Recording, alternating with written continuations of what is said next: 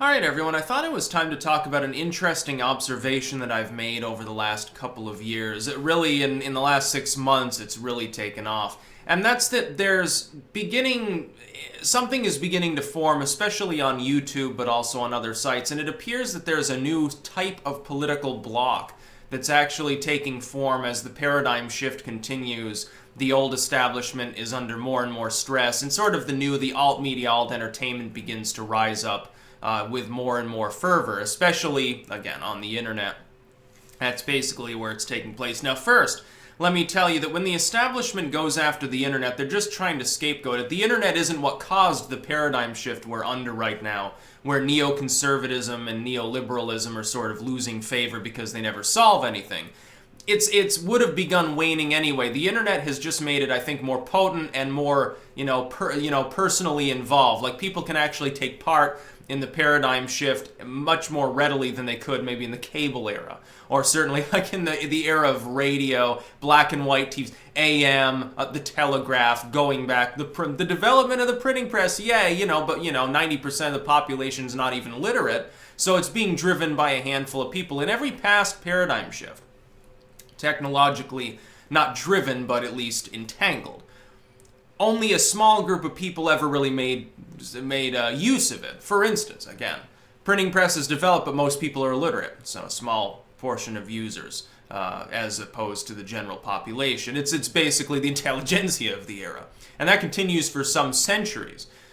The telegraph, most people never really, they didn't operate a telegraph. You had certain operators and people would send like letters, but a lot of people never even used them.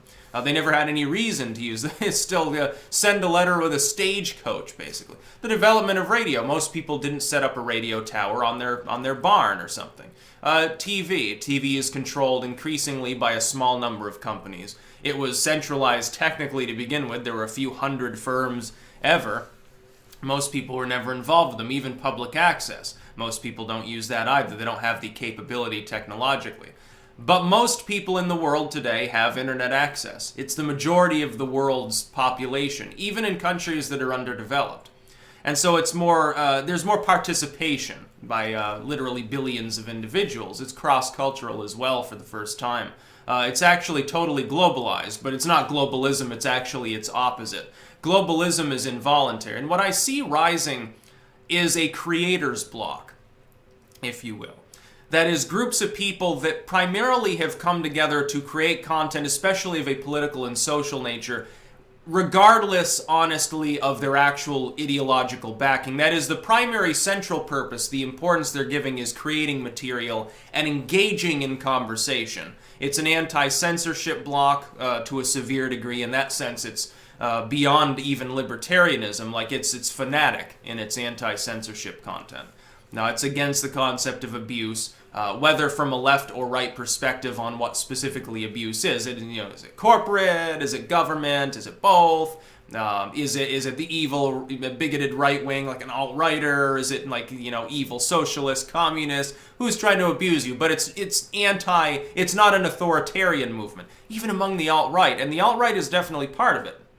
It's not a main part of this bloc, but it does interact with it, and there is that overlap in an anti-censorship sense. The bloc is literally people that they're starting to make entire careers, in some cases, out of debate, live streaming, political commentary analysis, social commentary and analysis, branching out into other things, and gaining enormous audiences, by the way, in the process. I would identify just a few names here that I would generally lump into this. And as far as whether they consider themselves to be part of such a bloc, it doesn't really matter whether they're on the right, on the left, or whether they don't even really care about ideological stuff itself. They're part of that political and social conversation, primarily in a creator form, and there is that deep-seated, I think, resentment against censorship and a willingness to work cross-ideological as well. That is, somebody who's more on the right talking to someone who's on the left, someone on the left talking to people on the right. Primarily, they're bonded together by a few issues which are considered of total importance, especially as far as the internet goes as a communication tool. I would say like Matt Christensen would definitely be part of this. An individual who's certainly not a fanatic, who does his show, has a large audience, is continuing to grow and probably will continue to invest in it over time. Worski would definitely be on the list. Medicare, I think Lionel Nation, some of these others, some of these people have, they have a totally different life, sort of the 9-to-5 lifestyle, and then do it partially, like part-time, and then others primarily are content creators and literally have made a career out of it. I think we're going to see that proliferate over time. And look, you've got to understand, it's only really been 2 years since that kind of content creation had any real importance or impact. Because before that, a lot of people, what you've got to understand is that when the legacy media is trying to attack us by saying that we're Nazis, Russian agents, we have undue influence, and we need to be muzzled and censored, what they're doing is admitting to our power. That's one thing we've got to understand. Until a couple of years ago, they never did that. They just laughed at us. They said, well, some YouTuber can't drive an election. YouTube and Facebook and stuff, yeah, they're gimmicky. You can certainly live stream the presidential debate, but you need CNN to moderate it, basically. The legacy media, the legacy entertainers, the legacy politics, those were the top. They were dominant, and we were just sort of gimmicky and fun. Then this last election hits, and all hell breaks loose because they don't get the result that they want. And so now all of a sudden it's our fault. Independent content creation's a problem. People are too uncensored. There's not enough censorship. There's not enough abuse and authoritarianism. We have to do something about it. It's sort of like when they started trying to go after music in the wake of like the hippie movement. Or certainly the sort of angry, punky feel of maybe the late 80s into the early 90s with grunge and stuff. Oh, little Jimmy's being told that marijuana's okay by Kurt Cobain, so we have to start slapping a warning sticker on the CD. It's the same fucking thing.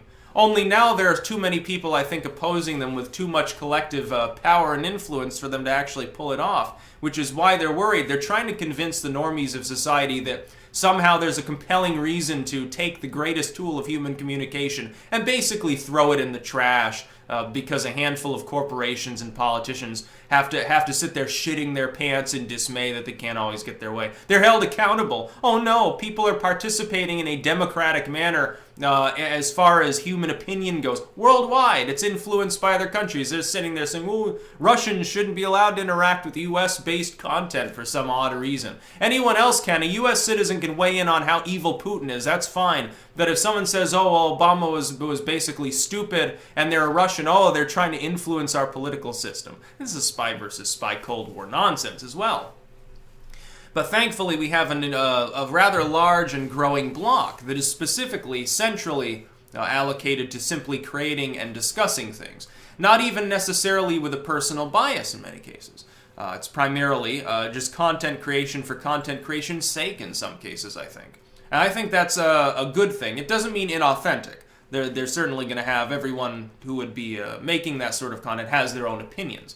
But an ability to see past their own bias and opinions and at least hold court with other people, discuss things with them in a rational and sane manner. And there's a great deal of talent there, I think, as well. And then you have people who are not part of that block, and that would be differentiated by they are more ideologically driven, not so much from the content creator's standpoint or the, hey, let's have a discussion, a debate standpoint, so much as I create my own content solely, not really interested in debating the point. Literally like ideological purists. You'd think of a lot of pundits of the last era that at least they have to pretend on TV that they have deep-seated views other than, hey, who's going to pay me the most so I can buy another penthouse? It's basically how they operate.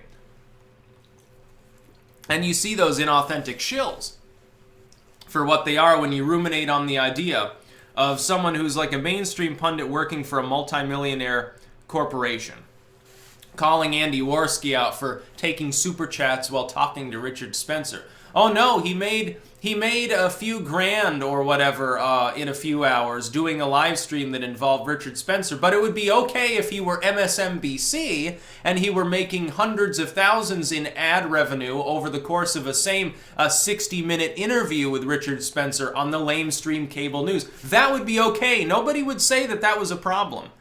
The shills wouldn't have any problem with that whatsoever. No, that's fine. The hell, they can write a fluff piece about him and it's okay. They'll face backlash, but it's acceptable. You know, they can keep getting that revenue because, you know, money makes the world go round. But if some YouTuber does it, oh no, they don't have the master's degree in journalism. Suddenly it becomes a problem. Well, no. And there's a whole block of people that I think recognize that, and our collective fan base, numbers in the millions of people at the very least. And that's just among some of the more recognizable faces among that block. What about all of those that have smaller sums of fans, but also in some cases very hardened fan bases? Someone has 10,000 subs, but they consistently get several thousand people watching anything they upload. That's a fairly good proportion that's literally interacting with all of their content. That's a lot of time they're not spending interacting with the cable news. I think that's a good thing. I think it's spectacular. So I can't wait over the next year. As I've said, I'm pessimistic short term because I think there's still too much infighting on like YouTube, on Facebook, everywhere between people who fundamentally they're all in it together and they should be fighting just centralized authoritarian abuse. Once that's over, once the paradigm flips and that abuse is no longer prevalent, then they can get down to the brass tacks and argue, okay, well, what form does the next paradigm take? You got to destroy the one that's already there before you make a new one. You can't have two competing paradigms. This is too much chaos. Chaos is fine, but, you know, it's got to be controlled chaos, oddly enough. You know, maybe a keck, memetics. You got to kill the old paradigm off first. So again, as always, I would say to people who primarily you create content, some of you make a living off of it. Don't go, haul off and start, a bunch of drama with other content creators. Focus on the main enemy. Ignore the mosquito for now. There's a bear attacking you. Punch the bear in the nose, drive that off. Then you can swat the mosquito. It'll be easy. And no, don't worry, the mosquito doesn't have like malaria or mosquito super rabies or something. So you'll be just fine. But the bear, you might not be fine against that bear. You might get mauled. You may survive, but, do you really want to take the chance? Grab a rock, grab a stick, do what you need to do. That's about all. Peace out.